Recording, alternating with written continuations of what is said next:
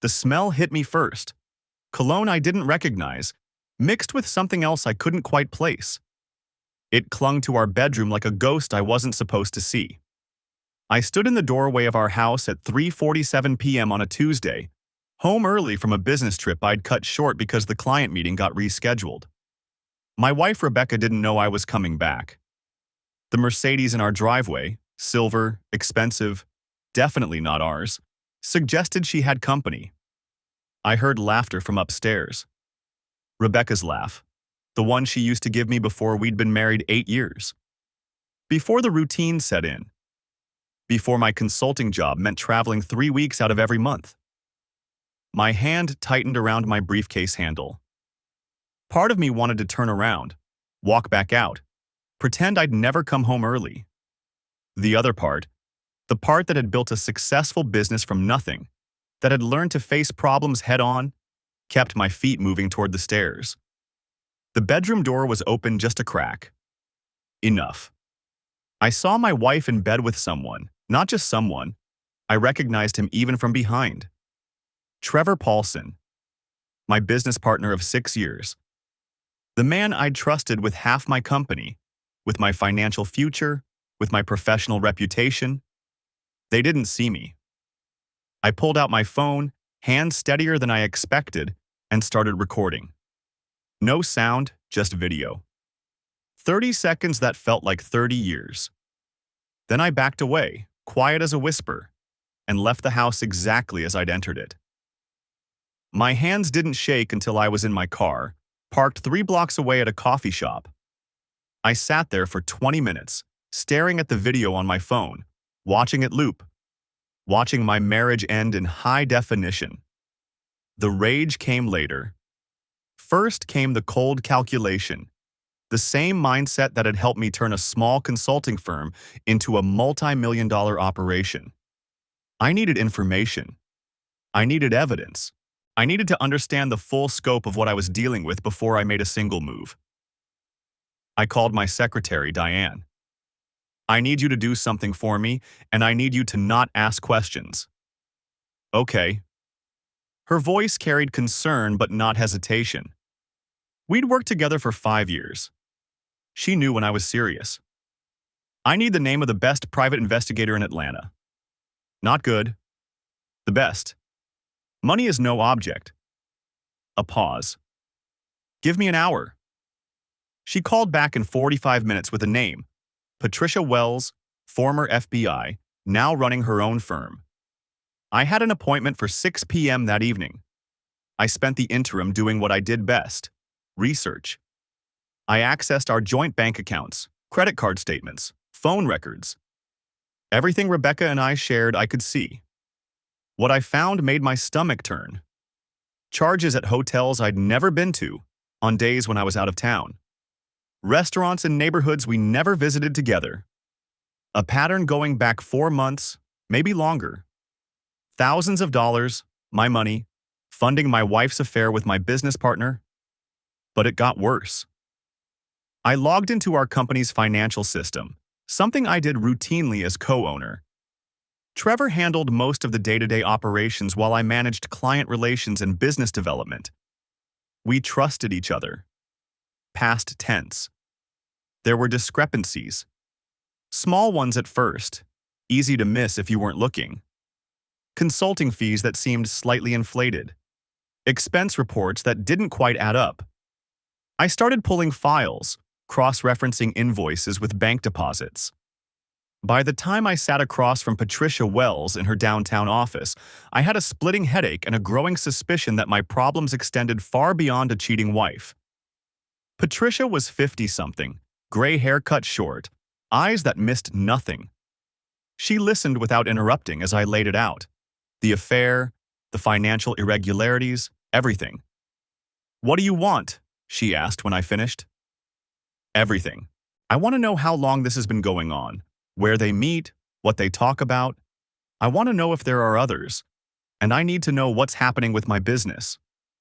You think he's stealing from you. I think something's wrong. I need to know what." She quoted me a rate that would have made most people flinch. I handed her a retainer check for twice that amount. I want daily updates. And Patricia? Speed matters here. I don't know what I'm dealing with yet, but my gut says it's bad. Your gut's usually right in these situations. She stood, shook my hand. I'll have preliminary information within 48 hours. In the meantime, act normal. Don't confront either of them. Don't change your routine. Can you do that? I thought about going home, kissing Rebecca hello, pretending I didn't know she'd spent the afternoon in bed with Trevor, my wife of 8 years. The woman I'd supported through grad school, who'd cried on our wedding day and promised to love me forever. Yeah, I said. I can do that. I went home at my usual time.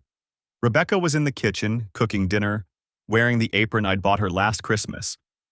She smiled when I walked in, came over to kiss me. I let her, tasting lies on her lips. How was your trip? She asked. Productive. Client rescheduled though, so I came back early. I watched her face. Not a flicker. She'd had practice at this. Oh? When did you get in? About an hour ago. Stopped at the office to catch up on some paperwork. The lie came easily. Too easily. The office felt different on Thursday morning. I'd been maintaining the facade for 3 days now, acting normal at home while Patricia's team worked in the background. Rebecca had kissed me goodbye that morning, her lips tasting of coffee and deception. I'd smiled and told her I'd be late. Client dinner. The lie came easily now. My phone buzzed at 10:23 a.m. Patricia's name on the screen. We have a problem, she said when I answered. No preamble. I appreciated that about her. What kind of problem? The building where Trevor has his condo. Elevator's been out since Tuesday. They installed a temporary security camera in the stairwell as a safety measure. Standard procedure when an elevator's down for more than 48 hours. I felt my chest tighten. And? Your wife was there yesterday. Twice. The footage is time-stamped. Yesterday. Wednesday. The day I'd told her I had back-to-back meetings and wouldn't be home until 8. Can you get the recordings? Already working on it. But there's something else.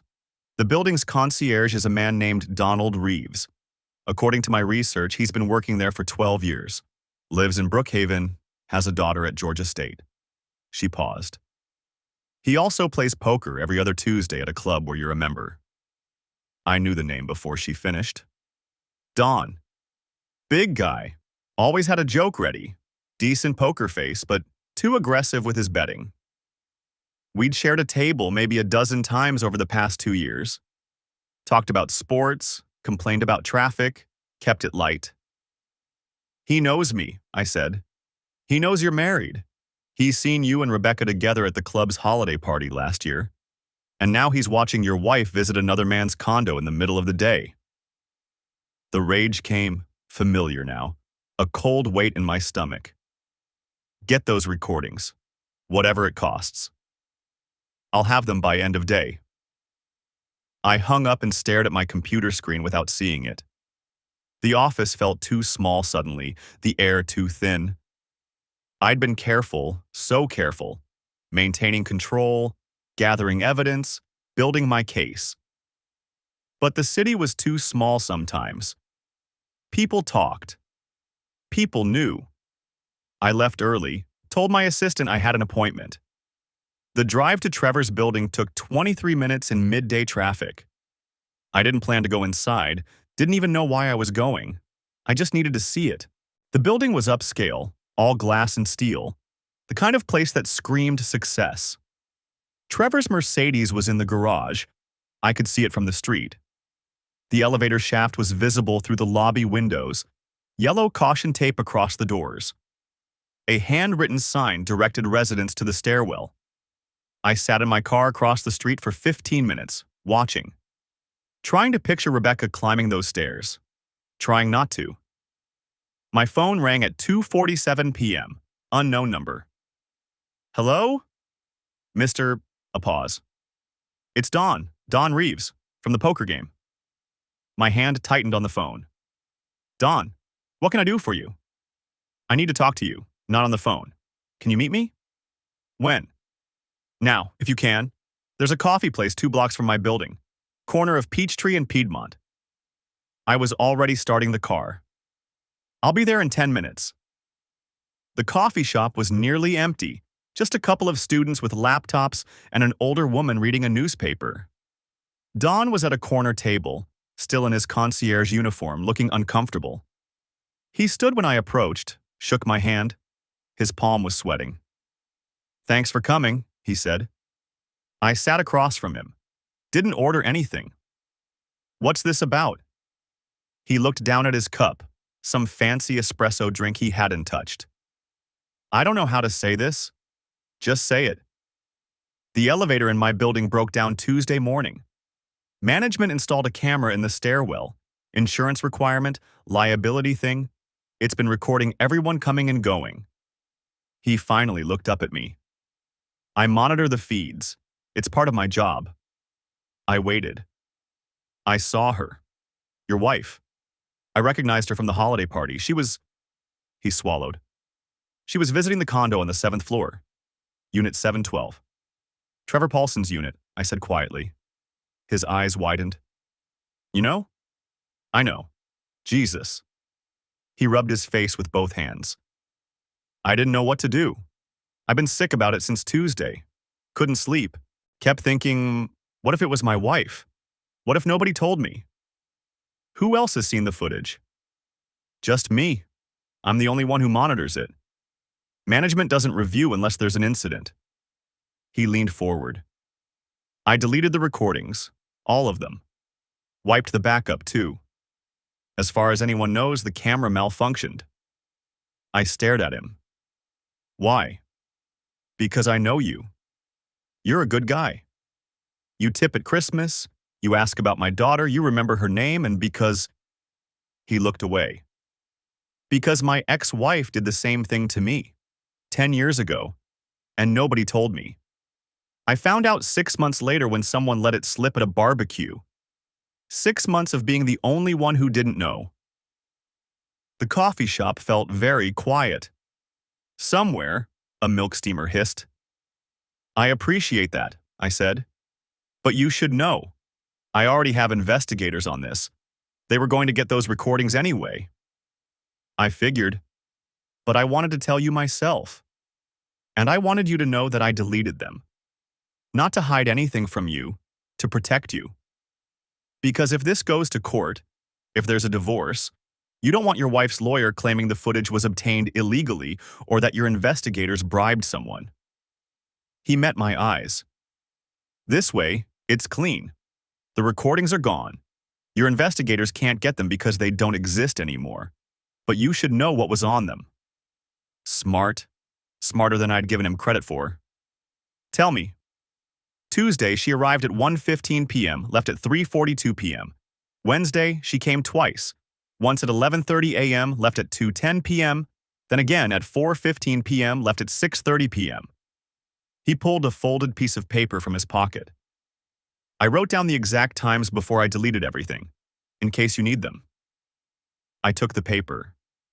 His handwriting was careful, precise. Each entry noted the date, arrival time, departure time. 7 visits total over 3 days. Was she alone? Always. He was already inside. His car never left the garage. Anyone else visit that unit? Not while I was watching, but I'm only there 8 hours a day, 6 a.m. to 2 p.m. weekdays. I folded the paper and put it in my pocket. "Thank you, Don." "I'm sorry, I really am. Nobody should have to go through this." "No," I agreed. "They shouldn't." He stood, then hesitated. "One more thing. This morning before I deleted everything, I saw her arrive again. 9:45 a.m. She was carrying an overnight bag." The words hit like a physical blow. An overnight bag. Planning to stay. "She was still there when I left at 2, Don added quietly. "I don't know if she's still there now." I checked my watch. 3:17 p.m. Rebecca thought I was at the office until 7. "If you need anything," Don said. "A witness statement, testimony, whatever. You call me. I'll help however I can." I shook his hand again. You already have. He left first. I sat there for another 10 minutes, staring at the paper with its careful notations. 7 visits in 3 days. And today, an overnight bag. My phone buzzed. Patricia. I have news about the recordings, she said. They're gone. The concierge deleted them. A pause. How do you know? He just told me, in person. He contacted you directly? He's an acquaintance? He wanted me to know what was on them before he destroyed the evidence. That was... She paused again. Actually, that was smart. Removes any question of improper access. Did he give you details? Dates, times, duration of visits? 7 total over 3 days. That's good. We can corroborate with other evidence. Her phone location data, Trevor's building access logs. The recordings would have been nice, but we don't need them. Her voice shifted, became more businesslike. I have something else. The financial analysis is complete. You need to see this. Can you come to my office? When? Now would be good. I stood, left cash on the table for Dawn's untouched espresso. I'll be there in 20 minutes. The drive downtown gave me time to think. An overnight bag. Rebecca was planning to spend the night at Trevor's condo on a Thursday, while I was supposedly at a client dinner. How many other nights had there been?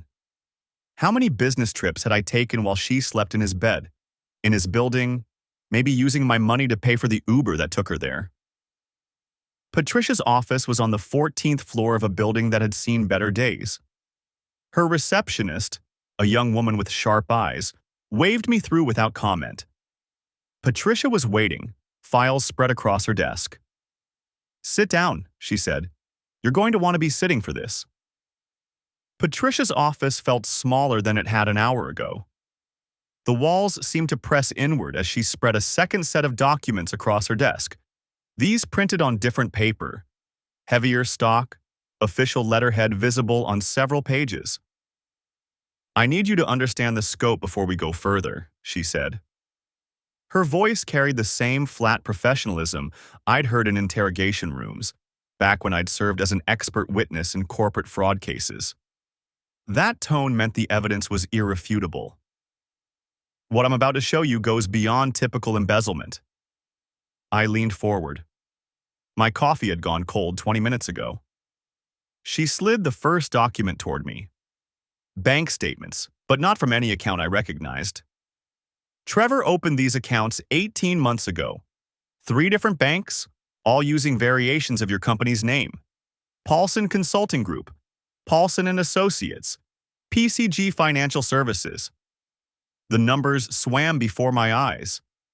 Deposits ranging from $15,000 to $45,000 spread across months. Withdrawals in cash, wire transfers to accounts in the Cayman Islands, payments to what looked like shell corporations. How much? My voice sounded distant, clinical. So far, I've traced approximately $2.3 million. Patricia tapped another page. But here's where it gets interesting. These aren't just skimmed funds from your existing clients. Trevor's been running a parallel operation using your company's reputation. He's been approaching your clients, and potential clients, with what he presents as special project consulting. Premium rates, confidential engagements, everything kept off the official books to maintain competitive advantage. Or so he tells them. I studied the client list. Names I recognized. Companies I'd worked with for years, built relationships with through late nights and delivered results. They think they're hiring our firm. Exactly. He provides real consulting work, uses your methodologies, your frameworks, probably information from your actual client files. The work product is legitimate enough that no one questions it. But the money flows into his accounts, not the company's. He's essentially franchising your expertise without your knowledge. The rage I'd been containing since that Tuesday afternoon crystallized into something colder, sharper. This wasn't just theft. Trevor had weaponized everything I'd built, turned my reputation into his personal revenue stream. The affair with Rebecca, Patricia continued, started about 4 months ago based on the financial trail. But this? She gestured at the documents. This has been running for a year and a half. The affair might have accelerated things. He's been spending more freely in recent months, but the infrastructure was already in place. I picked up one of the bank statements. The address listed for Paulson Consulting Group was Trevor's condo building.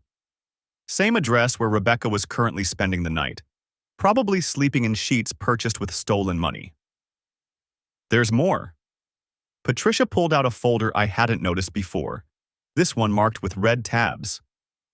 I found these in my background check. Trevor Paulson isn't his real name? The floor seemed to tilt. He was born Trevor Paulson Richards in Nevada, changed it legally 12 years ago, right after serving 18 months for securities fraud. Small-time operation, selling fake investment opportunities to retirees.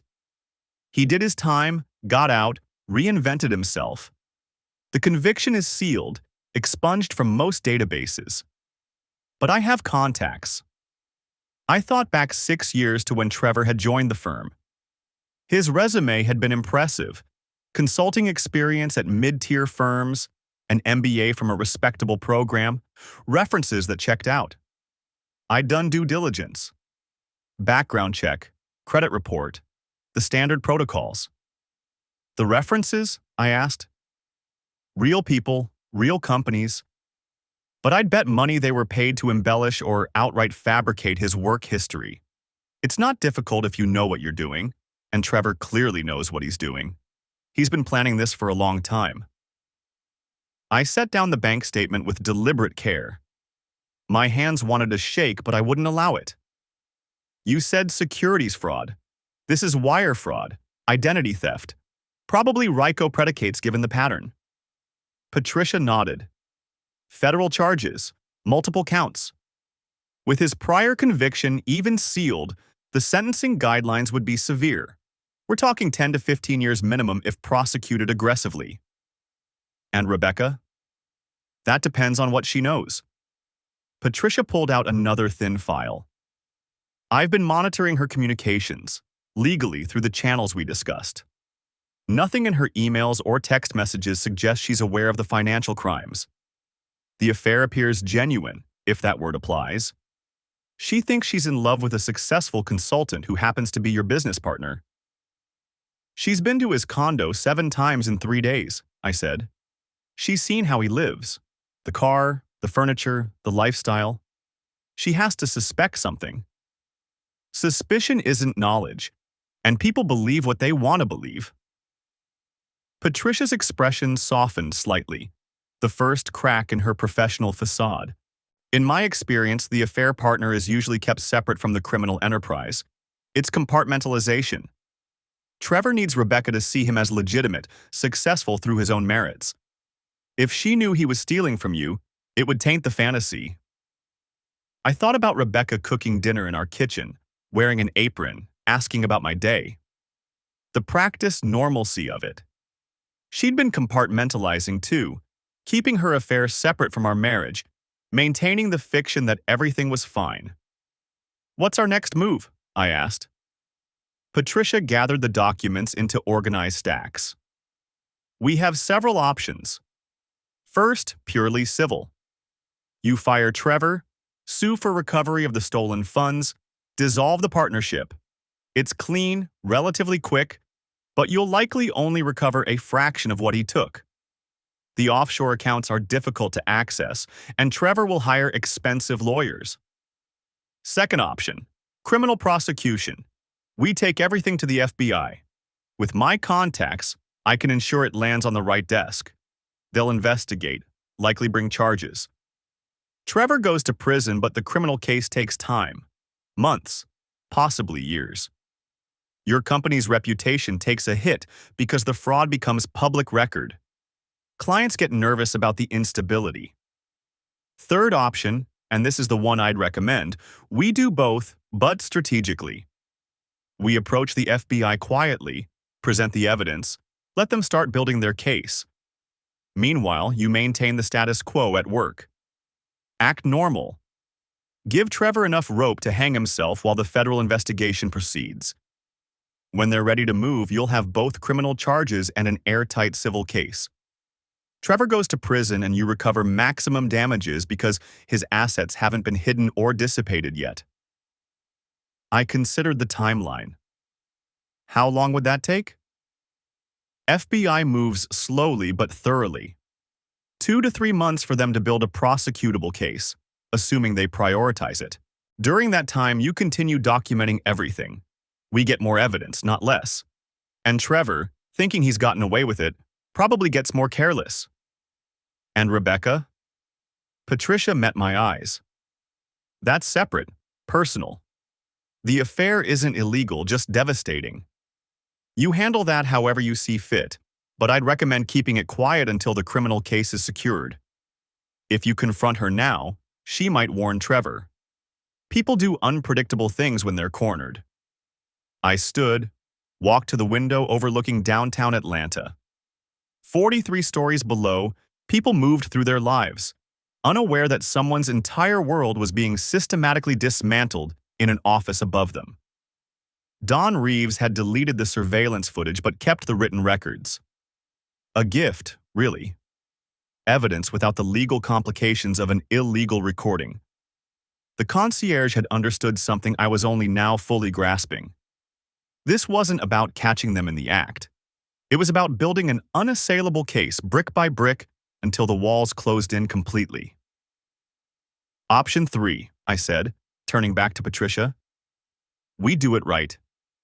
Federal prosecution, maximum recovery, and we make sure Trevor never works in consulting again. You'll need to maintain the facade at work. Can you do that? Face him every day. Act like nothing's wrong? I thought about recording Rebecca and Trevor in my bedroom, about sitting across from her at dinner tasting lies on her lips, about the past week of performing normalcy while rage crystallized into strategy. I've been doing it for days already, I said. I can do it for 3 more months.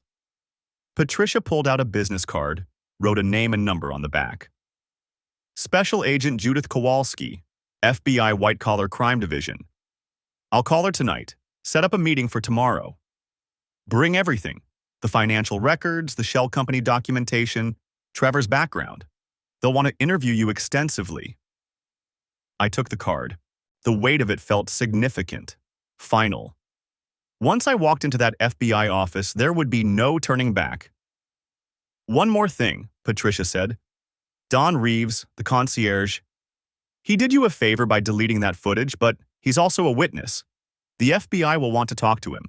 Make sure he understands what's coming. I nodded.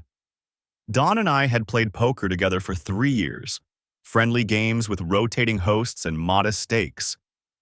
He'd recognized Rebecca immediately when she showed up at Trevor's building, understood the implications, and made a choice that protected me legally while ensuring I knew the truth.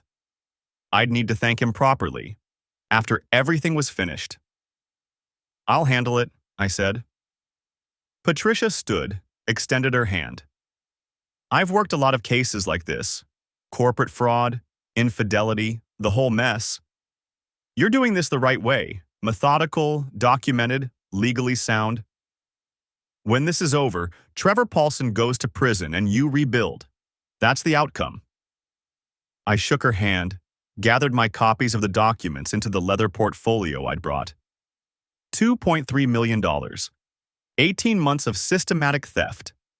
A criminal past hidden behind a name change and fabricated references. And Rebecca, sleeping in Trevor's bed tonight, believing she'd found something real. The rage was still there, cold and patient. But now it had direction, timeline, purpose. 3 months. I could maintain the facade for 3 months. Then everything would burn. The manila envelope sat on my passenger seat during the entire drive home, a physical weight that seemed heavier than the paper it contained. Don's meticulous documentation, dates, times, descriptions of what Rebecca wore, how long she stayed. 7 visits in 3 days. The overnight bag. I parked in the garage and sat for a moment, staring at the envelope. Then I opened the center console and placed it inside, beneath the vehicle registration and insurance papers, hidden in plain sight, like everything else in my life these days. Rebecca was in the living room when I entered, curled up on the couch with her laptop. She looked up and smiled, the same warm expression she'd given me 1,000 times before. I wondered how many of those smiles had been real. "How was your day?" she asked. "Long." I set my briefcase down and loosened my tie. "Caught up with an old friend, actually. Don Reeves. You remember him from the poker games?" Her expression didn't change, but I caught the slight hesitation before she responded. "The concierge, right? I think I met him once at that holiday party." "That's him. Ran into him downtown." The lie came easily now. He mentioned the building where he works had some elevator issues. Whole thing broke down for almost 2 weeks.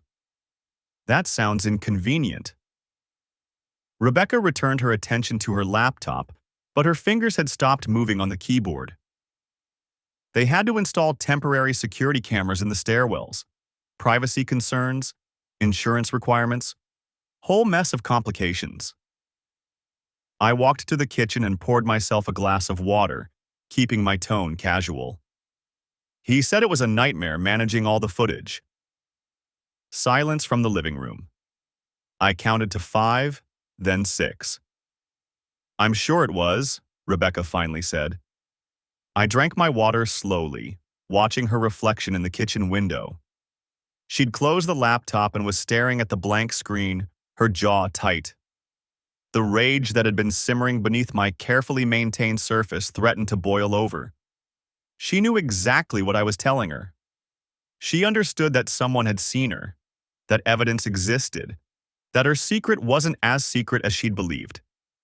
But I couldn't confront her. Not yet. 3 months, Patricia had said. Maybe less if the FBI moved quickly, but more likely the full quarter. 90 days of pretending I didn't know my wife was sleeping with the man who'd stolen $2.3 million from me. I set the glass down and returned to the living room. "I need to go through some files tonight. Trevor sent over the quarterly projections." Her head snapped up. "You're working with Trevor tonight?" "Just reviewing his numbers. Why?" "No reason." She opened her laptop again, her movements jerky. "I just thought you might want to relax. You've been working so hard lately." "The business doesn't run itself." I picked up my briefcase and headed for the home office.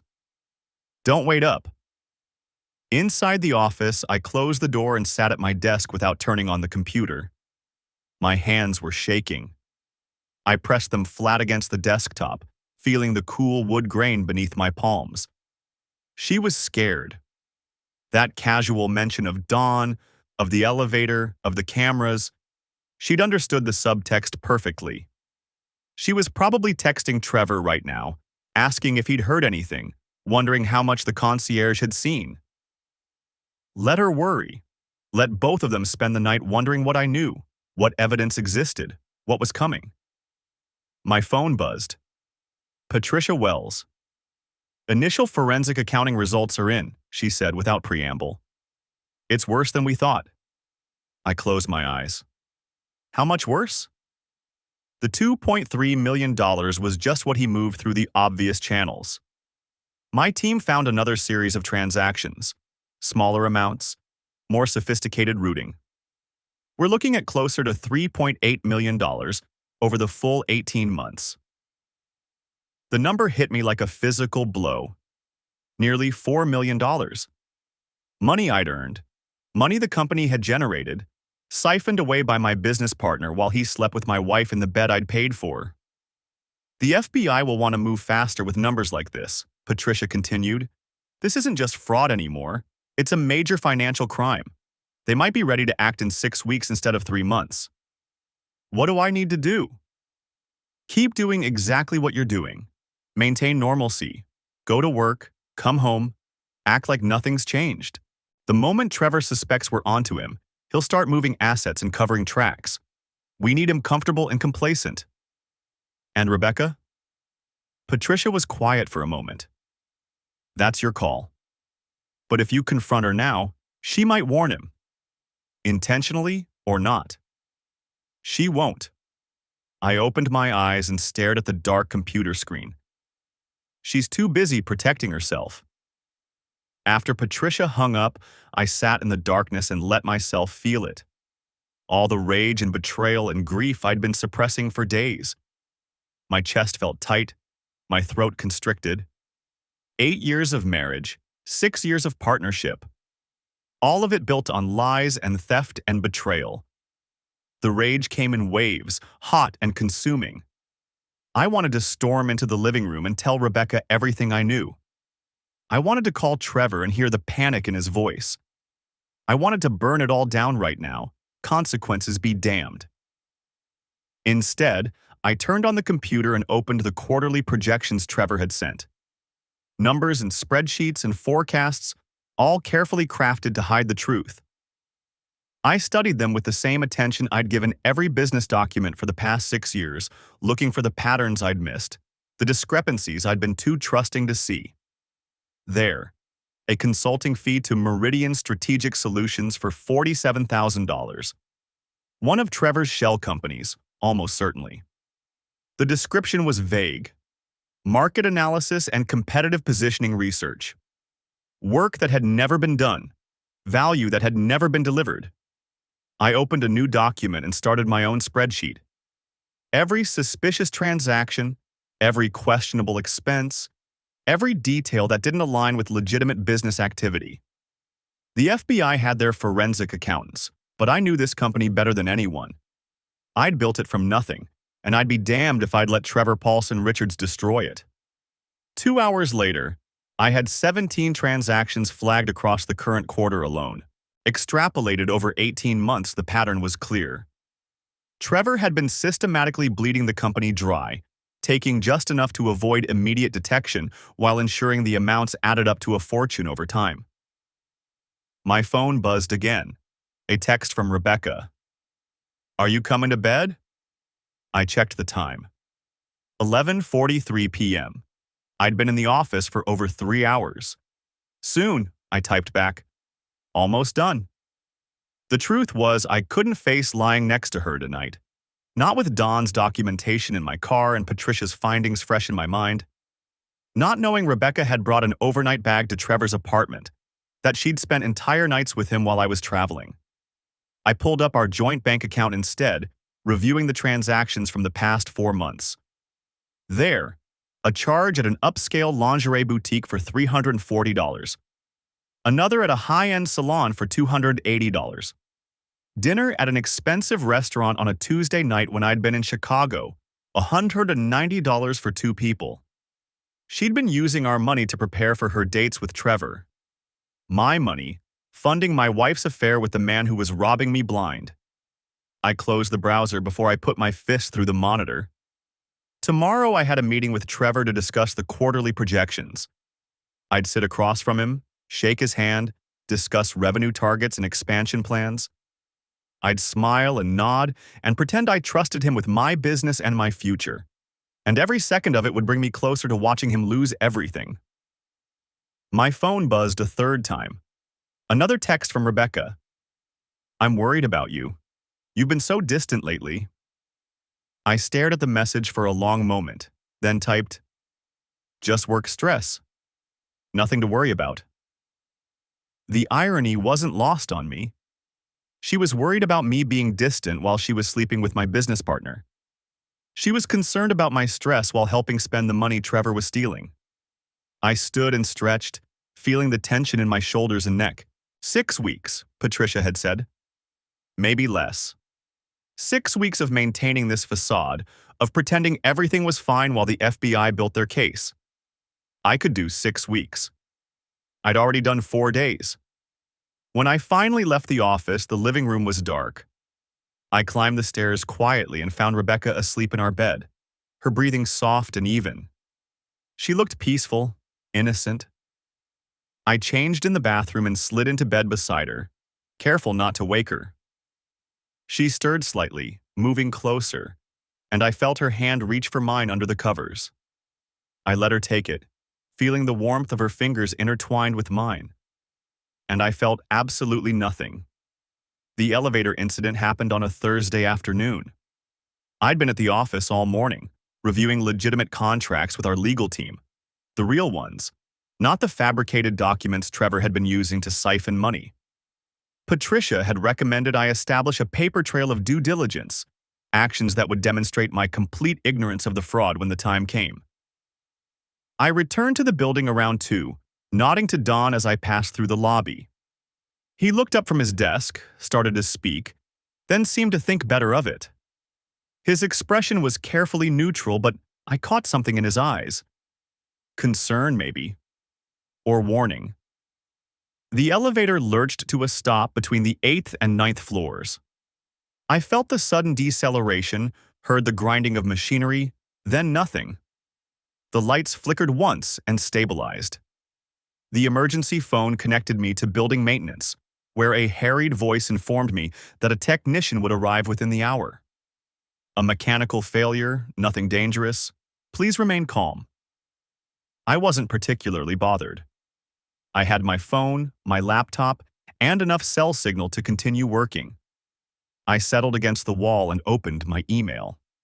43 minutes later, the doors finally opened to reveal 2 technicians and a small crowd of concerned residents. Don stood at the back, his face oddly pale. "Sorry for the inconvenience, sir," one of the technicians said. "We'll have a full inspection completed by tomorrow.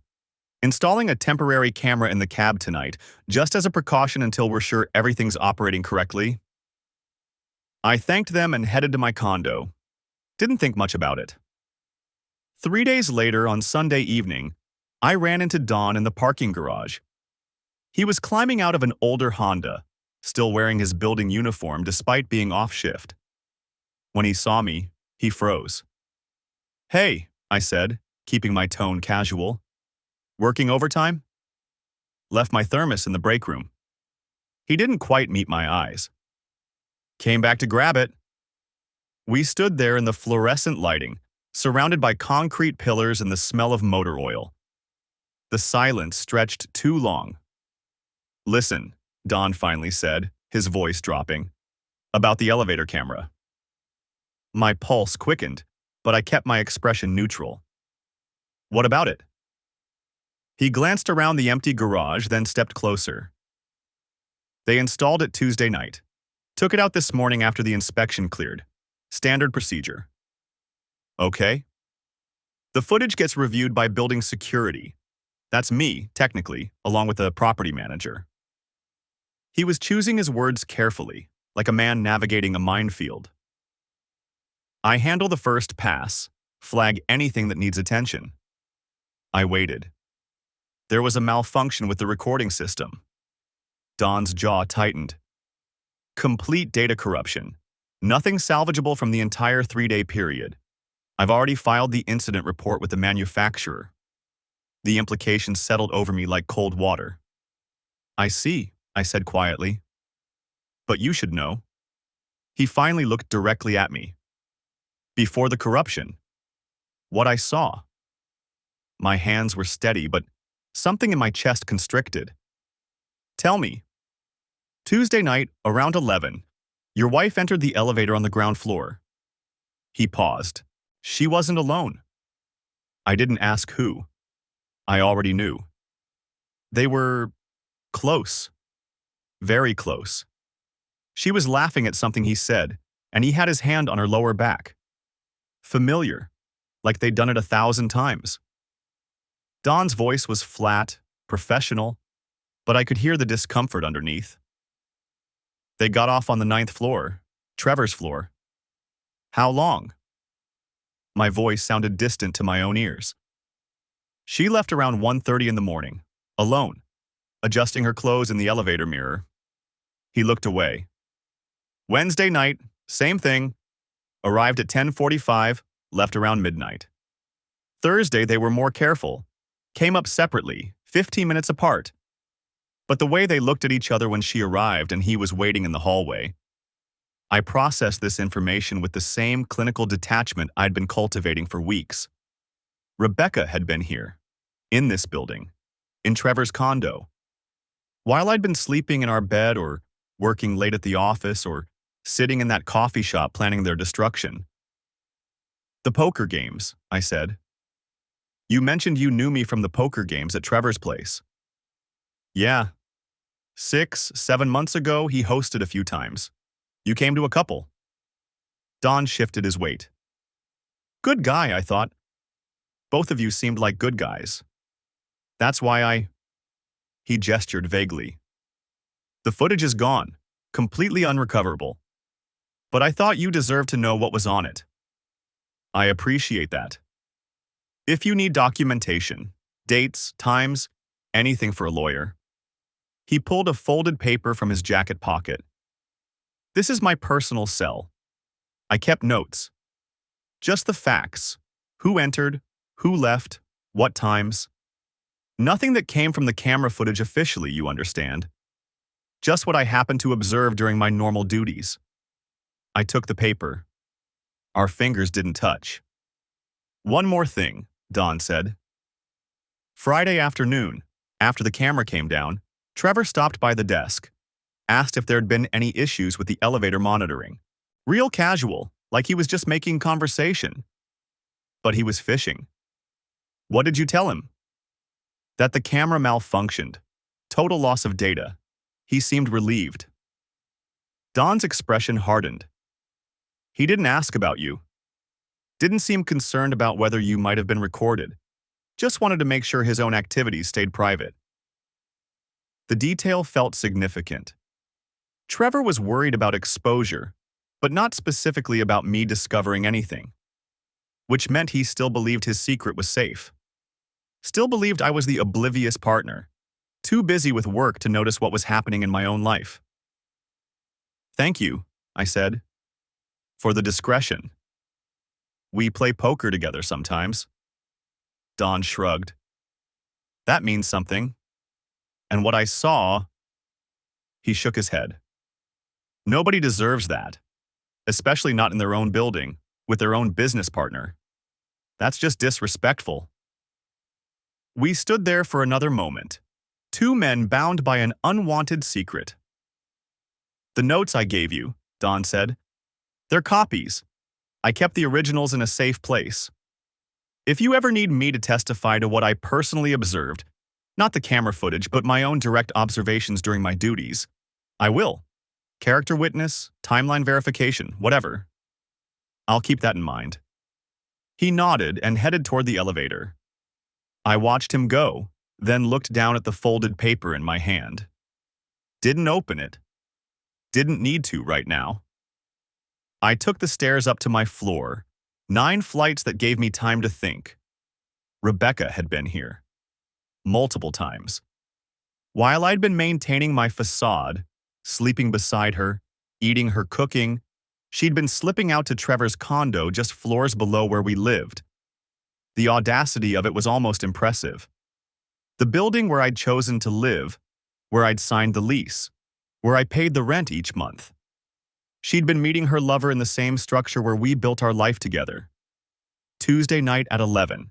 That was the night I'd supposedly been in Baltimore, reviewing contracts with a potential client. I'd actually been in Patricia's office, reviewing the preliminary findings on Trevor's shell companies.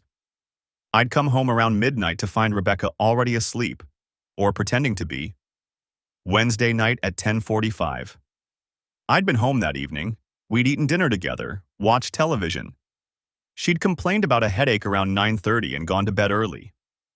I'd stayed up working in the study until almost 11, then checked on her before going to bed myself. The bedroom door had been closed, lights off.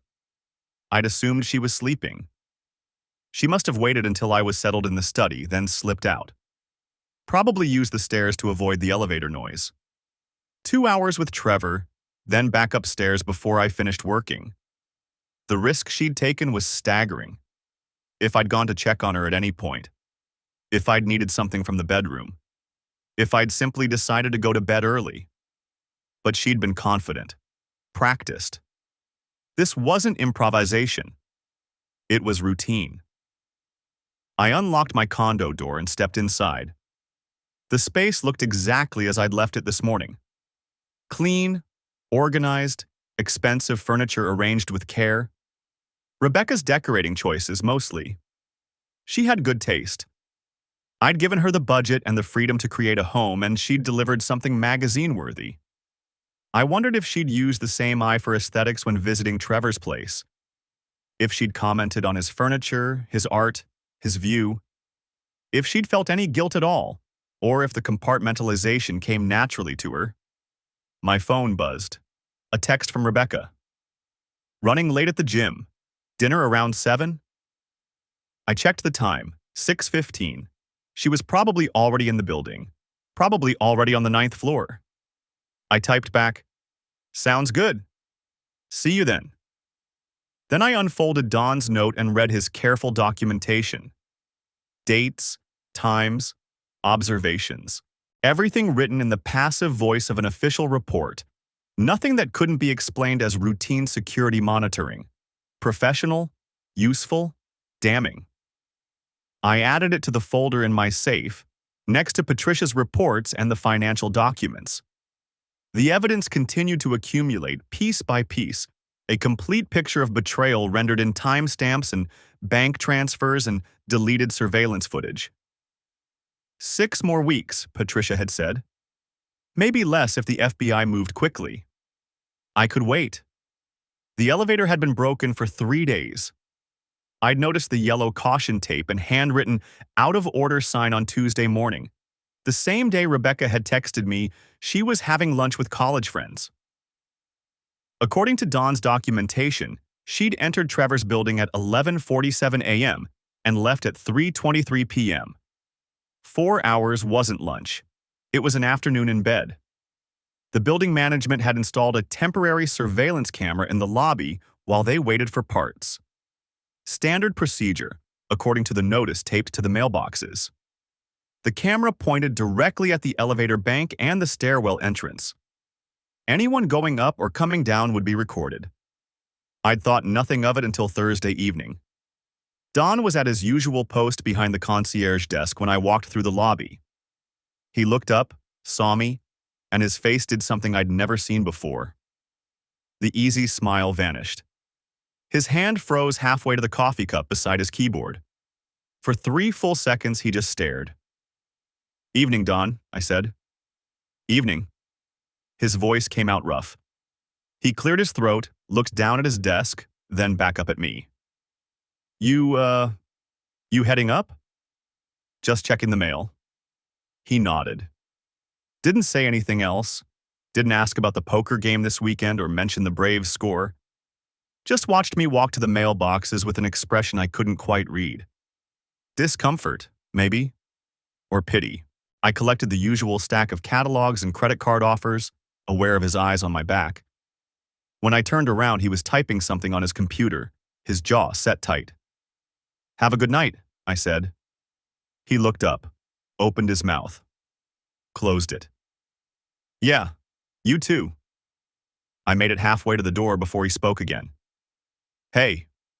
His voice was quiet. Almost too quiet to hear over the lobby's ambient music. "You got a minute?" I turned back. "Sure." He glanced at the elevator, then at the temporary camera mounted above it. His fingers drummed once against the desk. "Maybe outside?" The evening air carried the first hint of autumn cool. Dawn led me around the corner of the building, away from the entrance, away from the camera's view.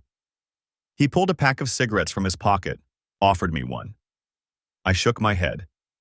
He lit up, took a long drag, and stared at the parking lot. "I deleted the recordings," he said finally. "From the temporary camera. All of them from the past 3 days." My chest tightened. "Why would you do that?" "Because you should know." He took another drag.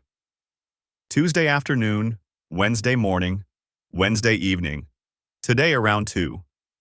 He exhaled smoke into the darkening sky. "Always the stairs. Never the elevator, even though it's 6 flights. Smart, really. Fewer people use the stairs." I didn't move, didn't breathe. "The camera caught her every time," Dawn continued. Coming in, going up, coming down 40 minutes later, an hour, 2 hours. Today she had the overnight bag again. He flicked ash onto the pavement. I'm the only one who monitors that feed. Building manager's too cheap to pay for cloud storage on a temporary setup, so it just records to a local drive in my office. I wiped it. All of it. Don, you didn't hear this from me. He finally looked at me. Legally, you didn't know about any recordings. You didn't ask me to delete anything. I did it on my own because the camera was malfunctioning. You understand? I understood. He was protecting me from any accusation that I'd tampered with evidence, keeping me clean. But you should know, he repeated, 4 times in 3 days. And that's just while the elevator was broken. He dropped the cigarette and ground it under his heel. Makes you wonder how often she used the elevator when it was working. No cameras there. The implications settled over me like ice water. All those afternoons I'd been traveling. All those evenings I'd worked late. How many times had Rebecca walked through that lobby, smiled at Dawn, and taken the elevator up to Trevor's floor?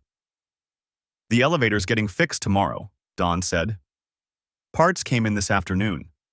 By noon, everything goes back to normal. No more temporary camera. No more recordings. He met my eyes. Thought you should know that too. Back to normal. Back to invisible. Thank you, I managed. He nodded. Poker game's still on for Saturday, if you're up for it. I'll let you know. I walked back to my car instead of going inside. Sat in the driver's seat with the engine off and pulled out my phone. A text to Patricia. Need to talk. Call when you can. She called within 5 minutes. What happened?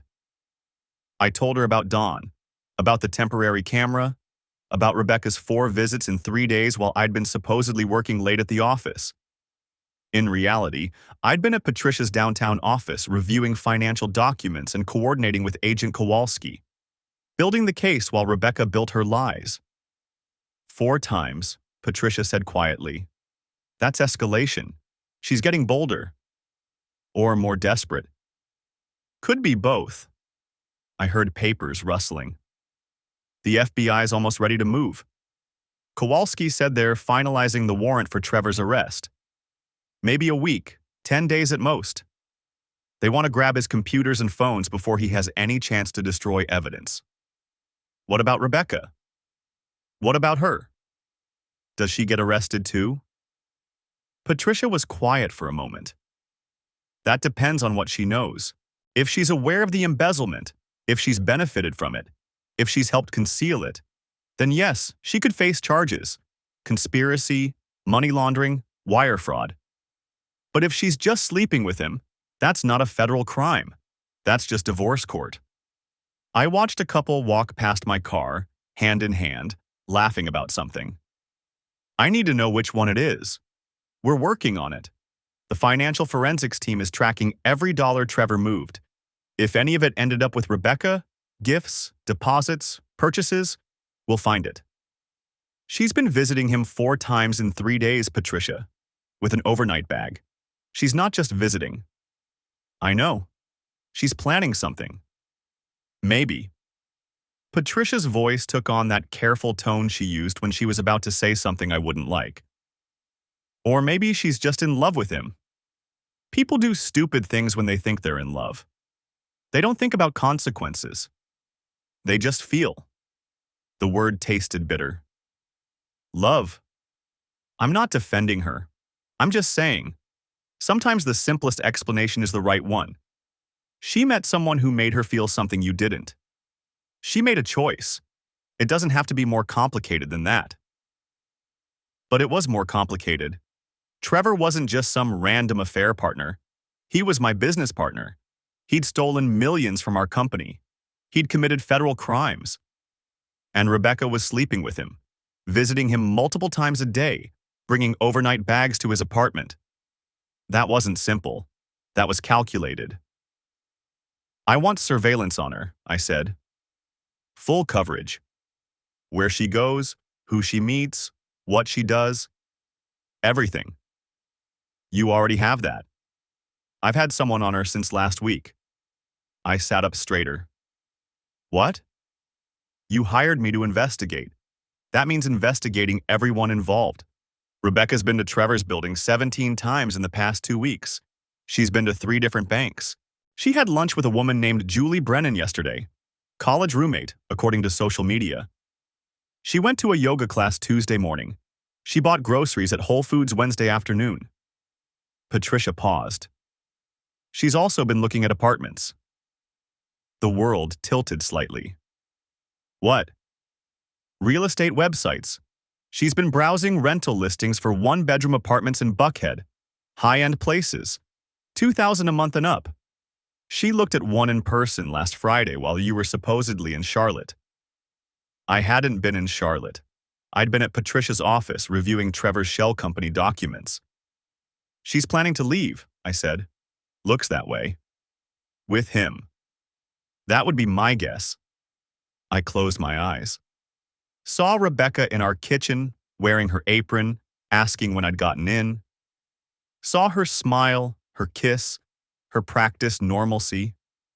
All of it a performance while she planned her exit. When the FBI arrests Trevor, I said slowly, she'll know something's wrong. Yes. She'll run. Maybe, or she'll play innocent. Depends on how much she knows. We need to know before the arrest happens. We're working on it, but these things take time. We don't have time. You said a week, maybe 10 days? If she's apartment hunting, if she's escalating the visits, she's planning something soon. We need to know what she knows, and we need to know now. Patricia was quiet for several seconds. When she spoke again, her voice was measured. There might be a way, but you're not going to like it. Tell me. We let her think she's winning. The FBI arrested Trevor on a Wednesday morning at 6:47 a.m. I know because Agent Kowalski called me at 6:52 to confirm they had him in custody. I was already awake, had been since 4, sitting in my car 3 blocks from our house with a coffee I hadn't touched. Rebecca's phone started ringing at 7:03. I'd installed monitoring software 2 weeks earlier, completely legal on a device under my name on our family plan. I watched the screen of my laptop as Trevor's number appeared once, twice, 3 times. She didn't answer. Smart, or maybe just scared. By 7:30, the news was hitting the local business sites. Local consultant arrested on federal fraud charges. By 8, it was on the major networks. By 9, my phone was ringing with calls from clients, investors, people who'd worked with our firm. I let them all go to voicemail except one. Patricia called at 9:47. It's done. They seized everything. Computers, phones, files from his apartment, found documentation of shell companies, offshore accounts, the whole operation. He lawyered up immediately, but the evidence is airtight. And Rebecca? No contact. She hasn't tried to reach him since the arrest. Hasn't left your house. According to the tracker on her car, she's still there. I'd gone to the office at 7, maintaining the appearance of normalcy. Shocked business partner, betrayed friend, all the appropriate reactions. I'd spoken to our lawyer, released a carefully worded statement, assured clients that the company's finances were sound and separate from Trevor's criminal activities.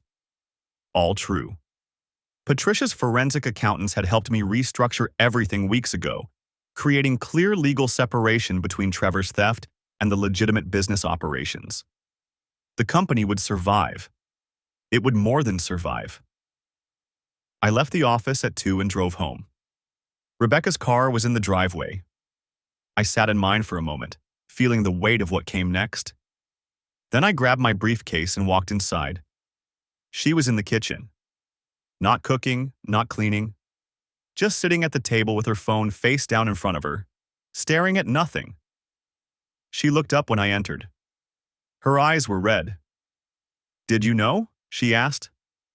Know what? About Trevor. About the... She gestured vaguely. Everything they're saying on the news. I set my briefcase down carefully. I found out this morning. The FBI called me at 7.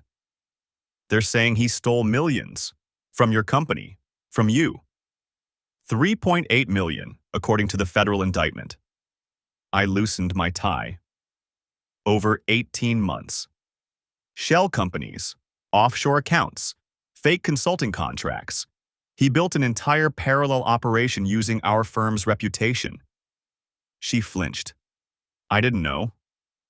Didn't you? Her eyes met mine. Something passed between us, a current of understanding that we'd both been pretending for too long.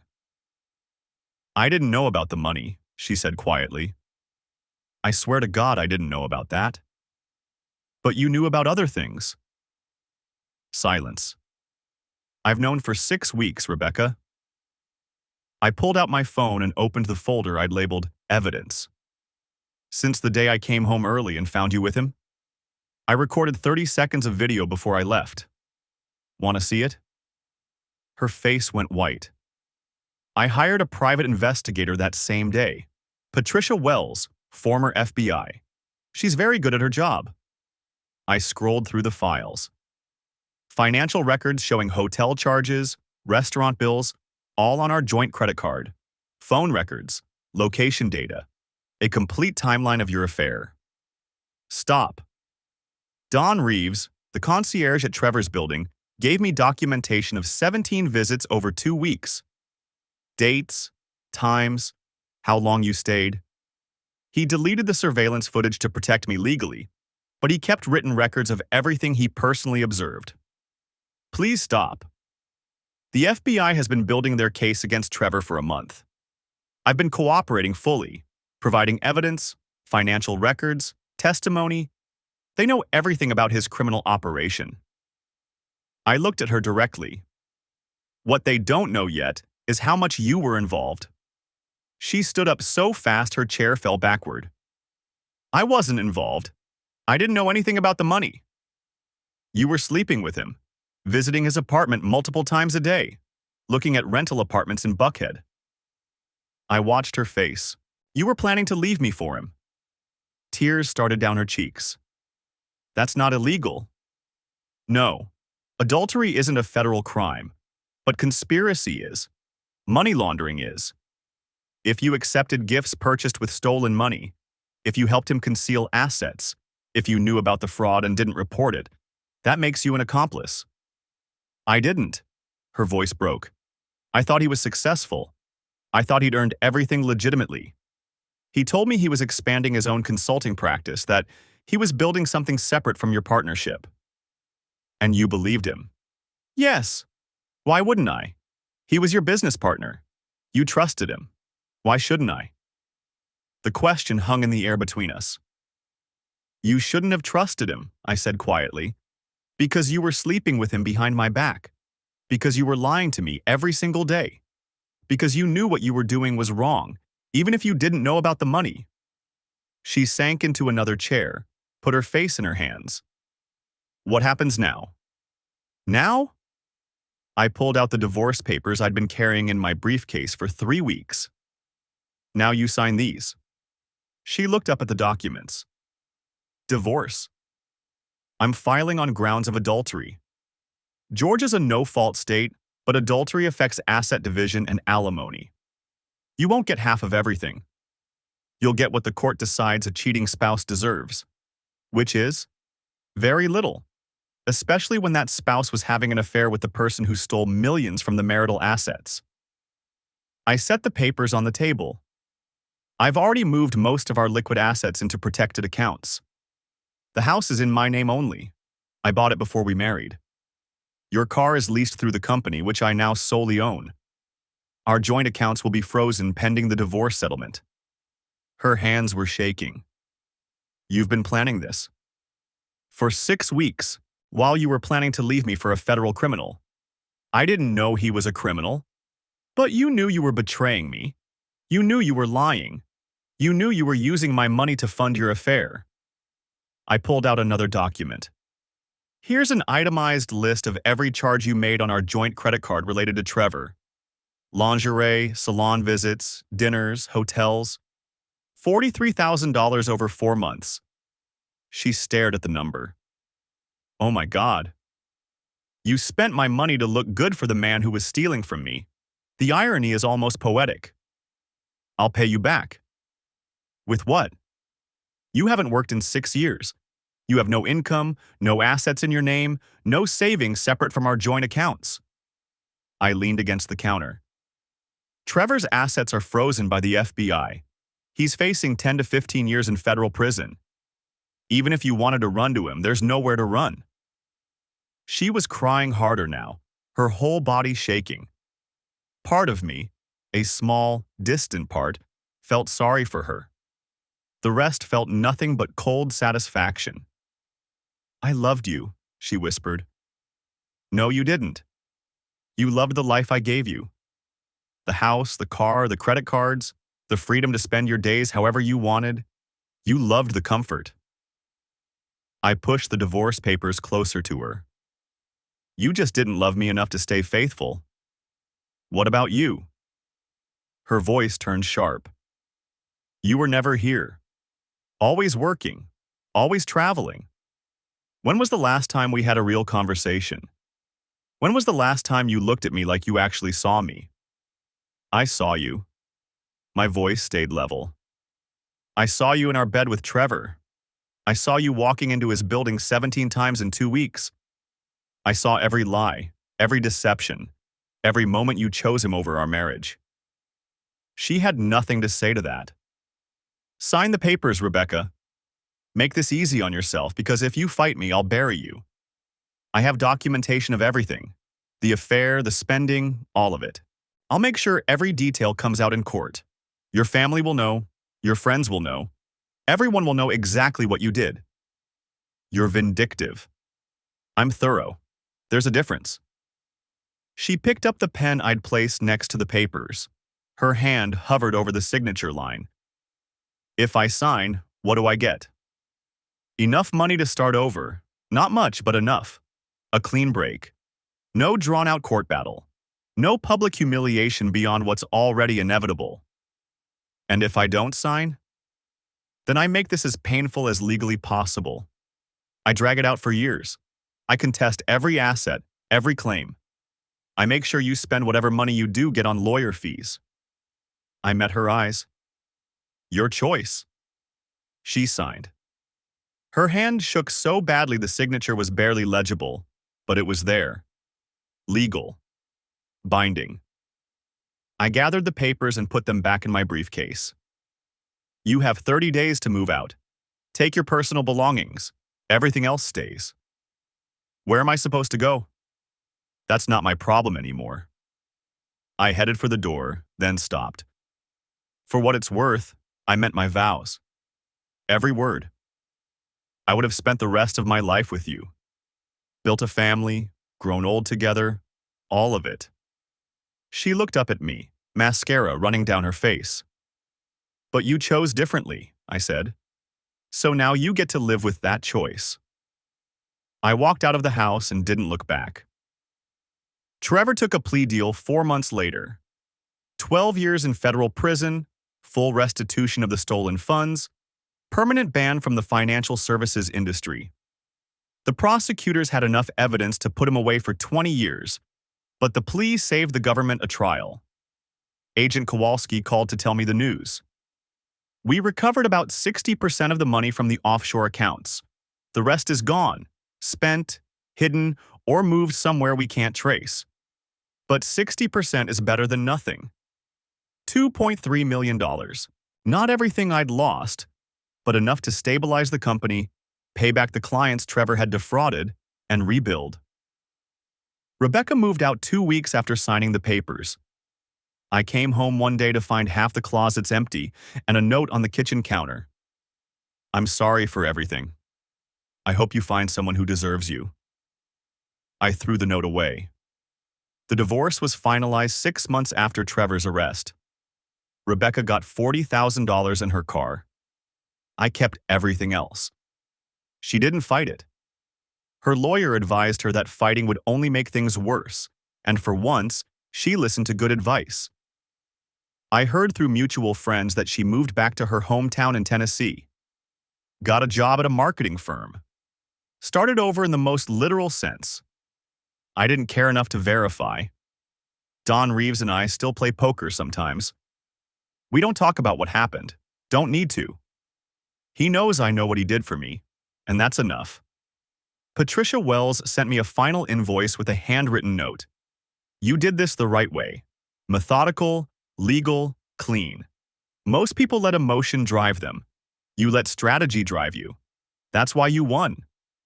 I framed the note. Hung it in my office next to my business license. The company survived. More than survived, thrived. Without Trevor's theft draining resources, we expanded into new markets, hired better people, built something stronger.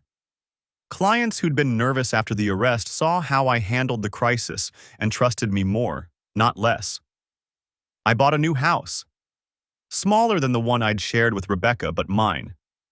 Every piece of furniture, every decoration, every detail chosen by me. No ghosts, no memories, just a fresh start.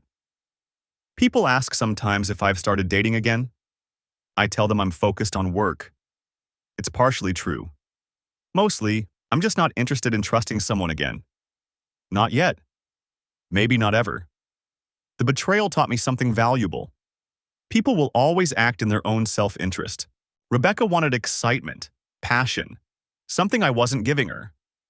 Trevor wanted money, success, more than he could earn legitimately. Both of them made choices that served themselves without considering the cost to others. I made choices too. To document everything. To build an airtight case. To destroy them both legally, financially, completely. Some people might call that revenge. I call it consequences. Trevor sits in federal prison, his consulting career over, his reputation destroyed. He'll be 63 when he gets out, too old to rebuild, too marked by conviction to be trusted. He'll spend the rest of his life knowing he had success and threw it away for greed. Rebecca lives in a small apartment in Tennessee, working a job that pays a fraction of what she spent monthly during our marriage. She'll spend the rest of her life knowing she had security and threw it away for an affair with a criminal. And I sit in my office running a successful company, living in a house I built with my own choices, answering to no one. The lesson, if there is one, is simple. Trust is earned through consistency, not promises. Verify everything. Document everything. And when people show you who they really are, whether through theft or betrayal or lies, believe them the first time. I believed Rebecca when she promised to love me forever. I believed Trevor when he said we were partners. I won't make that mistake again. But I didn't lose everything. I lost a dishonest wife and a criminal business partner. In exchange, I gained clarity, control, and the certainty that I can survive anything. Some people might say I'm bitter, cynical, too focused on the betrayal to move forward. They're wrong. I moved forward the day I started gathering evidence. Every step after that was just following through. And I always follow through. That's why I won.